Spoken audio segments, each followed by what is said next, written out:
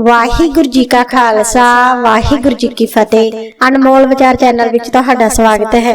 सब तो पहला अपने चैनल नू सबसक्राइब कर लो ते जेकर वीडियो वधिया लगेगी ते इस नू लाइक अते शेयर जरूर कर देना। अपनी अज दी वीडियो नू जेकर आपां ध्यान नाल सुन लैने आ समझ लैने आ तां सानू जिंदगी जिउण दा ढंग आ जावेगा। भाव कि इस वीडियो दे विच साडी शरीरक तंदुरुस्ती, साडी कामयाबी, साडी तरक्की सारियां दी चाबी आ। जेकर ये काम जो साडे गुरु नानक पातशाह जी ने सानू सिखाया है, समझाया है, पढ़ाया है जे कर लैने आ तां आपां अपनी जिंदगी दे विच सब कुछ हासिल कर सकदे आ। सारियां इच्छावां अपनियां सब मनोकामनावां सब इच्छावां पूरीआं कर सकदे आ। तां देखो जी, इस करके सब तो पहला सारियां दे अगे हाथ जोड़ के बेनती आ कि वीडियो नू पूरा अंत तक ध्यान नाल सुनना अते समझना, क्योंकि साडे मन दी एकाग्रता दा होना बहुत जरूरी आ। एकाग्रता सिर्फ गुरबाणी दे विच नहीं, जेकर आपां कोई भी काम करदे आ तां उस काम दे विच एकाग्रता होनी बहुत जरूरी आ। किसी भी काम दी सफलता दे पिछे साडे मन दी एकाग्रता हुंदी आ, क्योंकि जे साडा मन जुड़ेगा तां ही उस काम विच साडा मन लगेगा, तां ही आपां उस काम नूं पूरे चाह नाल पूरे उत्साह नाल कर पावांगे।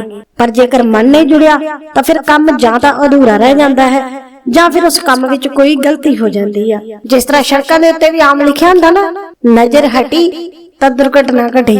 भाव कि जदों साडा ध्यान खिंड जांदा है, साडा मन भटक जांदा है तां उत्थे गलती होना लाजमी आ।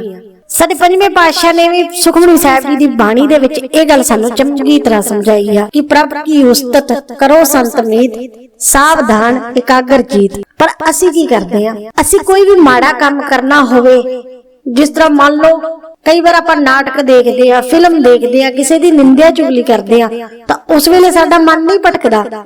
उस वेले सानू अपने मन नू कंट्रोल करन दी जरूरत नहीं पैंदी, साडा मन अपने आप टिक जांदा है, क्योंकि असी खुराक ही माड़ियां गल्लां माड़े विचारां नू बनाया होया है। जदों सानू इहो जिहा माड़ा मटीरियल मिलदा है तां साडा मन एकाग्र हो जांदा है, उन्हां चीजां नू बड़े ध्यान नाल देखदा है, बड़े ध्यान नाल सुनदा है। उत्थे सानू मेहनत करन दी लोड़ नहीं पैंदी, मन नू टकाउण दी लोड़ नहीं पैंदी। पर जिथे गल गुरबाणी दी आउंदी आ, चंगे विचारां दी आउंदी आ, उत्थे साडा मन बांह छडा के भज जांदा है। उत्थे सानू अपने मन नू कंट्रोल करन दी जरूरत पैंदी आ। पर मेरे पहले पातशाह धन धन साहिब श्री गुरु नानक देव जी ने सानू अज दी साखी राही यही गल समझाई आ कि साडे मन दी एकाग्रता बहुत जरूरी आ। जेकर साडा मन टिकेगा, मन जुड़ेगा, तां ही असीं सब कुछ प्राप्त कर सकदे आ।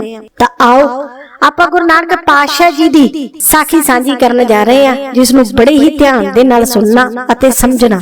मेरे पातशाह दी जिंदगी दीयां सारियां घटनावां ही सानू सिक्ख्यावां दिंदियां ने, सानू जिंदगी जिउण दा ढंग दसदियां ने। ते इह जिहड़ी साखी सांझी करन जा रहे हैं, ਇਹ ਮੇਰੇ ਗੁਰੂ ਨਾਨਕ ਪਾਤਸ਼ਾਹ ਜੀ ਦੇ ਸੁਲਤਾਨਪੁਰ ਲੋਧੀ ਵਿਖੇ ਦੀ ਸਾਖੀ ਆ। ਮੇਰੇ ਪਾਤਸ਼ਾਹ ਕਹਿੰਦੇ ਕਿ ਮੈਂ ਦੇਖਿਆ ਇਸ ਸੰਸਾਰ ਦੇ ਵਿੱਚ ਰੱਬ ਦੀ ਬੰਦਗੀ ਕਰਨ ਵਾਲੇ, ਸਮਾਧੀਆਂ ਲਗਾਉਣ ਵਾਲੇ, ਧੂਣੀਆਂ ਧਕਾਉਣ ਵਾਲੇ ਬਹੁਤ ਨੇ, ਪਰ ਮਨ ਕਰਕੇ ਉਸ ਵਾਹਿਗੁਰੂ ਅਕਾਲ ਪੁਰਖ ਜੀ ਨਾਲ ਕੋਈ ਨਹੀਂ ਜੁੜਦਾ। ਤੇ ਕਹਿੰਦੇ ਇਹੀ ਗੱਲ ਸਮਝਾਉਣ ਦੇ ਲਈ ਮੇਰੇ ਪਹਿਲੇ ਪਾਤਸ਼ਾਹ ਵੇਈ ਨਦੀ ਦੇ ਵਿੱਚ ਇਸ਼ਨਾਨ ਕਰਨ ਗਏ। ਕਹਿੰਦੇ 3 ਦਿਨ ਅਲੋਪ ਰਹੇ। ਜਦ 3 ਦਿਨ ਦੇ ਬਾਅਦ ਵੇਈ ਨਦੀ ਤੋਂ ਬਾਹਰ ਆਏ ਤਾਂ ਪਾਤਸ਼ਾਹ ਨੇ ਹੋਕਾ ਦਿੱਤਾ ਕਿ ਨਾ ਕੋਈ ਹਿੰਦੂ ਨਾ ਕੋਈ ਮੁਸਲਮਾਨ, ਸਾਰੇ ਇੱਕੋ ਨੇ। ਤਾਂ ਕਹਿੰਦੇ ਜਦੋਂ ਧਰਮ ਦੇ ਠੇਕੇਦਾਰਾਂ ਨੂੰ ਇਸ ਗੱਲ ਦਾ ਪਤਾ ਲੱਗਾ ਤਾਂ ਸਾਰੇ ਪਾਸੇ ਹਲਚਲ ਮਚ ਗਈ कि नानक नू की हो गया है। नानक कह रहा है कि हिंदू मुसलमान सब एक है, क्योंकि सब आपो अपने धर्म लेके बैठे सन, सब आपो अपने धर्मां नू उच्चा मनदे सन। धर्म दी लड़ाई सी। ते कहंदे जद ये गल नवाब तक पहुंची तां नवाब ने गुरु नानक पातशाह जी नू अपने दरबार विच बुलाया अते कहा कि नानक तू ये की कह रहा है कि हिंदू मुसलमान सब एक ने। तां पातशाह ने कहा कि बिल्कुल तुसीं सही सुनिया, सब एक ने, एक खुदाई उस खुदा दी है। ते कहंदे नवाब दे दरबार दे विच जो भी सलाहकार सन, जो काजी सन, ਸਾਰਿਆਂ ਨੇ ਬੜੇ ਹੀ ਭਾਸ਼ਾ ਦੇ ਨਾਲ ਸਵਾਲ ਜਵਾਬ ਕੀਤੇ ਅਤੇ ਇਸ ਨਤੀਜੇ ਤੇ ਪਹੁੰਚੇ ਕਿ ਜੇਕਰ ਤੂੰ ਸਭ ਨੂੰ ਇੱਕ ਮੰਨਦਾ ਹੈ ਤੇ ਇਸ ਗੱਲ ਨੂੰ ਸਿੱਧ ਕਰਕੇ ਦਿਖਾ। ਜੇ ਤੇਰੇ ਮਨ ਵਿੱਚ ਚੋਰ ਨਹੀਂ ਤਾਂ ਫਿਰ ਤੁਸੀਂ ਸਾਡੇ ਨਾਲ ਮਸਜਿਦ ਚੱਲੋ ਅਤੇ ਉੱਥੇ ਜਾ ਕੇ ਨਮਾਜ਼ ਅਦਾ ਕਰੋ। ਤੇ ਮੇਰੇ ਪਹਿਲੇ ਪਾਤਸ਼ਾਹ ਕਹਿੰਦੇ ਕਿ ਚਲੋ ਜਿੱਥੇ ਜਾਣਾ ਹੈ ਚਲੋ, ਮੈਨੂੰ ਇਸ ਗੱਲ ਦਾ ਕੋਈ ਫਰਕ ਨਹੀਂ ਪੈਂਦਾ ਕਿਉਂਕਿ ਮੇਰੇ ਲਈ ਇਹ ਸਾਰੀ ਖੁਦਾਈ ਖੁਦਾ ਦੀ ਬਣਾਈ ਆ, ਸਭ ਇੱਕ ਹੈ। ਤੇ ਕਹਿੰਦੇ ਮੇਰੇ ਪਹਿਲੇ ਪਾਤਸ਼ਾਹ ਨਵਾਬ ਅਤੇ ਕਾਜੀ ਦੇ ਨਾਲ ਕੁਝ ਹੋਰ ਮੁਸਲਮਾਨ ਵੀਰ ਸਨ, ਉਹਨਾਂ ਦੇ ਨਾਲ ਮਸਜਿਦ ਵਿੱਚ ਗਏ, ਉੱਥੇ ਨਮਾਜ਼ ਪੜ੍ਹਨੀ ਸ਼ੁਰੂ ਕੀਤੀ। ਕਹਿੰਦੇ ਇੱਕ ਪਾਸੇ ਨਵਾਬ, ਦੂਸਰੇ ਪਾਸੇ ਕਾਜੀ, ਵਿਚਾਲੇ ਮੇਰੇ ਗੁਰੂ ਨਾਨਕ ਪਾਤਸ਼ਾਹ ਜੀ। ਕਹਿੰਦੇ ਸਾਰੇ ਨਮਾਜ਼ ਅਦਾ ਕਰ ਰਹੇ ਨੇ। ਕਾਜੀ ਅਤੇ ਨਵਾਬ ਜੋ ਸੀ ਉਹਨਾਂ ਦੇ ਮਨ ਦੇ ਵਿੱਚ ਕਈ ਪ੍ਰਕਾਰ ਦੇ ਫੁਰਨੇ ਚੱਲ ਰਹੇ ਸਨ, ਪਰ ਨਾਲ ਧਿਆਨ ਗੁਰੂ ਨਾਨਕ ਪਾਤਸ਼ਾਹ ਜੀ ਵੱਲ ਸੀ।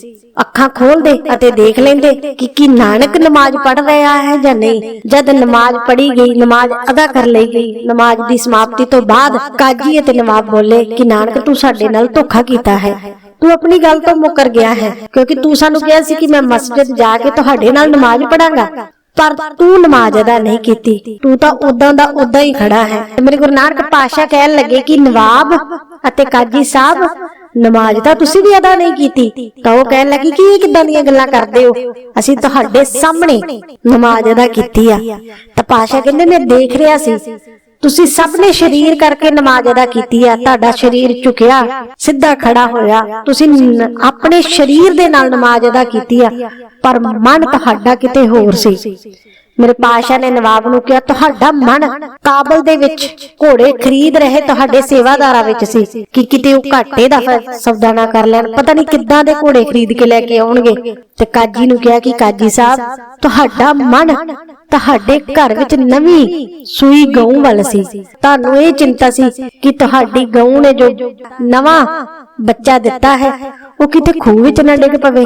ਤੇ ਕਹਿੰਦੇ ਜਦੋਂ ਪਾਤਸ਼ਾਹ ਦੇ ਮੂੰਹੋਂ ਇਹ ਗੱਲਾਂ ਸੁਣੀਆਂ ਤਾਂ ਸਾਰੇ ਹੈਰਾਨ ਹੋ ਗਏ, ਕਿਉਂਕਿ ਸਭ ਦੇ ਮਨ ਵਿੱਚ ਜੋ ਫੁਰਨੇ ਚੱਲ ਰਹੇ ਸਨ, ਮੇਰੇ ਗੁਰੂ ਨਾਨਕ ਪਾਤਸ਼ਾਹ ਜੀ ਨੇ ਸਾਰਿਆਂ ਦੇ ਮਨਾਂ ਦੀਆਂ ਭਾਵਨਾਵਾਂ ਬਾਹਰ ਰੱਖ ਦਿੱਤੀਆਂ। ਕਹਿੰਦੇ ਸਾਰੇ ਹੀ ਚੁੱਪ ਹੋ ਗਏ, ਸਭ ਦੇ ਸਵਾਲ ਮੁੱਕ ਗਏ। ਤੇ ਕਹਿੰਦੇ ਮੇਰੇ ਪਾਤਸ਼ਾਹ ਸ਼ਮਸ਼ਾਨ ਘਾਟ ਵਿੱਚ ਜਾ ਕੇ ਬੈਠ ਗਏ। ਜਦੋਂ ਉੱਥੇ ਜਾ ਕੇ ਬੈਠਣ ਦਾ ਕਾਰਨ ਪੁੱਛਿਆ ਤੇ ਮੇਰੇ ਪਾਤਸ਼ਾਹ ਨੇ ਕਿਹਾ ਕਿ ਇਨਸਾਨ ਦੇ ਅੰਦਰ ਸਭ ਤੋਂ ਵੱਡਾ ਡਰ ਮੌਤ ਦਾ ਹੈ ਅਤੇ ਮੈਂ ਧਰਮ ਦਾ ਪ੍ਰਚਾਰ ਹੀ ਮੌਤ ਤੋਂ ਕਰਨਾ ਹੈ।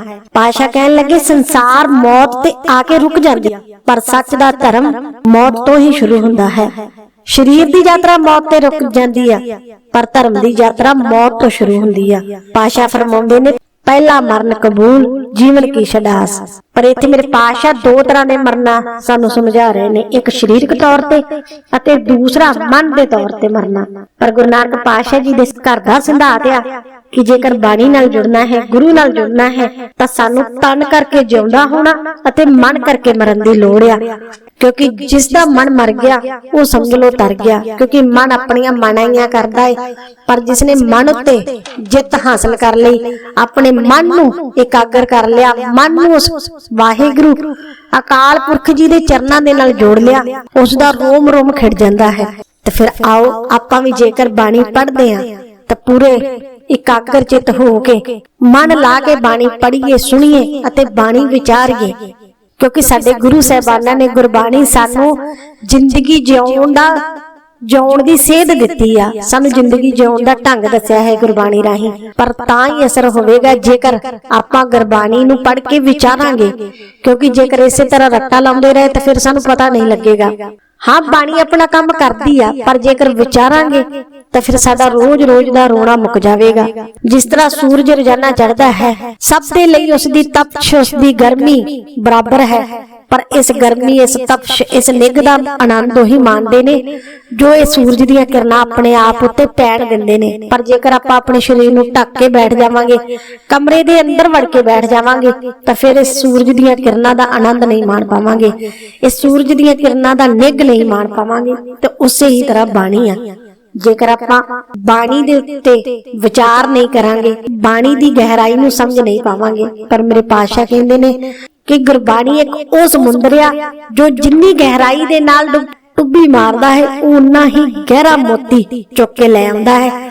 ਇਸ ਕਰਕੇ ਥਾਂ ਤੇ ਰੋਣਾ ਛੱਡ ਦਿਓ, ਕਿਉਂਕਿ ਸਾਡੇ ਸਾਰੇ ਹੀ ਦੁੱਖਾਂ ਦਾ, ਸਾਡੇ ਸਾਰੇ ਰੋਗਾਂ ਦਾ, ਸਾਡੀ ਕਾਮਯਾਬੀ ਦਾ ਹੱਲ ਗੁਰਬਾਣੀ ਦੇ ਵਿੱਚ ਆ। ਤੇ ਗੁਰਬਾਣੀ ਸਾਨੂੰ ਇਹ ਸਮਝਾਉਂਦੀ ਆ ਕਿ ਕੋਈ ਵੀ ਚੀਜ਼ ਪ੍ਰਾਪਤ ਕਰਨ ਦੇ ਲਈ ਸਾਡੇ ਮਨ ਦਾ ਇਕਾਗਰ ਹੋਣਾ ਜ਼ਰੂਰੀ ਆ। ਜੇਕਰ ਕਾਰੋਬਾਰ ਵਿੱਚ ਤਰੱਕੀ ਚਾਹੁੰਦੇ ਆ ਤਾਂ ਸਾਨੂੰ ਜੋ ਵੀ ਕੰਮ ਕਰ ਰਹੇ ਆ ਉਸ ਕੰਮ ਨੂੰ ਮਨ ਲਾ ਕੇ ਕਰਨਾ ਪਵੇਗਾ। ਜੇਕਰ ਸਰੀਰਕ ਤੰਦਰੁਸਤੀ ਚਾਹੁੰਦੇ ਆ ਤਾਂ ਆਪਣੇ ਸਰੀਰ ਪ੍ਰਤੀ ਵੀ ਜਾਗਰੂਕ ਹੋਣਾ ਪਵੇਗਾ। ਤੇ ਜੇਕਰ ਅਧਿਆਤਮਿਕ ਤੌਰ ਤੇ ਕਾਮਯਾਬੀ ਹਾਸਲ ਕਰਨਾ ਚਾਹੁੰਦੇ ਆ ਤਾਂ ਆਪਣੇ ਮਨ ਨੂੰ ਮਾਰ ਕੇ ਤਾਂ ਆਪਣੇ ਮਨ ਨੂੰ ਟਿਕਾਉਣਾ ਹੀ ਪਵੇਗਾ। ਇਸ ਕਰਕੇ ਸਭ ਤੋਂ ਜ਼ਰੂਰੀ ਹੈ ਮਨ ਦੀ ਇਕਾਗਰਤਾ, ਮਨ ਉੱਤੇ ਕਾਬੂ ਪਾਉਣਾ। ਪਾਤਸ਼ਾਹ ਫਰਮਾਉਂਦੇ ਨੇ ਮਨ ਜੀਤੇ ਜਗ ਜੀਤ। ਜਿਹਨੇ ਆਪਣਾ ਮਨ ਜਿੱਤ ਲਿਆ ਸਮਝ ਲਓ ਸਾਰਾ ਜਗ ਜਿੱਤ ਲਿਆ। ਤੇ ਮਨ ਨੂੰ ਕੰਟਰੋਲ ਸਿਰਫ ਤੇ ਸਿਰਫ ਬਾਣੀ ਕਰਦੀ ਆ। ਪਰ ਬਾਣੀ ਅਸਰ ਤਾਂ ਕਰੇਗੀ ਜੇ ਬਾਣੀ ਨੂੰ ਪੜ੍ਹ ਕੇ ਵਿਚਾਰਾਂਗੇ। ਤਾਂ ਆਓ ਰੋਜ਼ਾਨਾ ਹੀ ਬਾਣੀ ਪੜ੍ਹੀਏ, ਸੁਣੀਏ ਅਤੇ ਵਿਚਾਰੀਏ।